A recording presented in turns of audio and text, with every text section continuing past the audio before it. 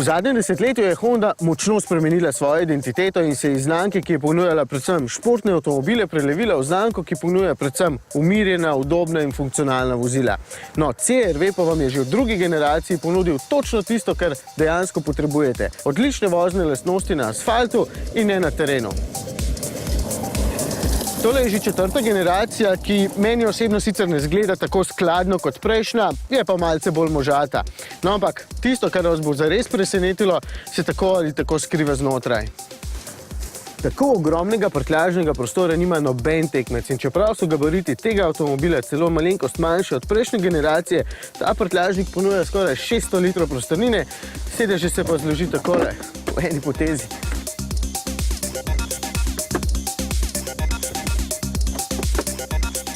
Evo.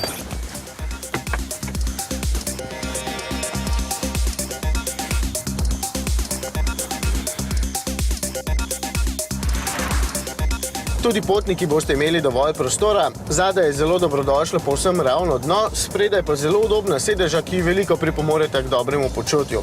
Kakšna stvar me seveda moti, recimo to, da sta tule spredaj dva zaslona, pri čemer manjši služi samo kot ura oziroma za ponavljanje informacij navigacije velikega zaslona, ampak manj bogati paketi tako ali tako nimajo dveh zaslonov, zato se stvari ponavljajo samo tukaj. Ampak to so dejansko malenkosti, kot je malenkost samo 5-stopenjski samodejni menjalnik. Tako majhno število prestav me pravzaprav moti samo zato, ker je avtomobil malce manj poskočen, drugače pa menjalnik prav lepo in tudi dovolj hitro prestavlja. Pri 130 km/h pa se motor vrti z vsega 2500 vrtljaji in je tudi dovolj tih. In povprečno varčen z 8 ml porabe. Največja zamera ostaja in sicer zelo borna ponudba motorjev. Poleg bencinskega, po katerem pravzaprav ne bo posegel skoraj nihče, v ponudbi ostaja samo še ta 110 kW dizelski motor. In tukaj konkurenca ponuja bistveno več. Da iz svoje kože pri Hondi ne morejo, se vidi po voznih lastnostih. Že sam občutek na volanu je zelo dober, komunikativen, predvsem pa je CR-V udoben, celo na takšnem makadamu, na kakršnega se bo zapeljal kakšen lastnik. Štirikolesni pogon deluje prepričljivo, pa čeprav CR-V sploh ni terenec. Tukaj ni nobenih stikal za zaporo, ker je ni, ali za preklop med pogoni, ker to sistem upravlja sam, samo tole stikalce za pomoč pri spuščanju je.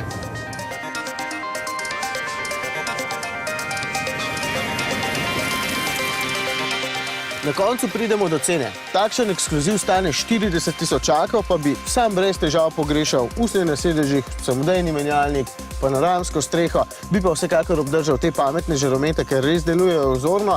No, manj bogat paket opremi pa bi takoj pomenil tudi 10 000 manjšo ceno.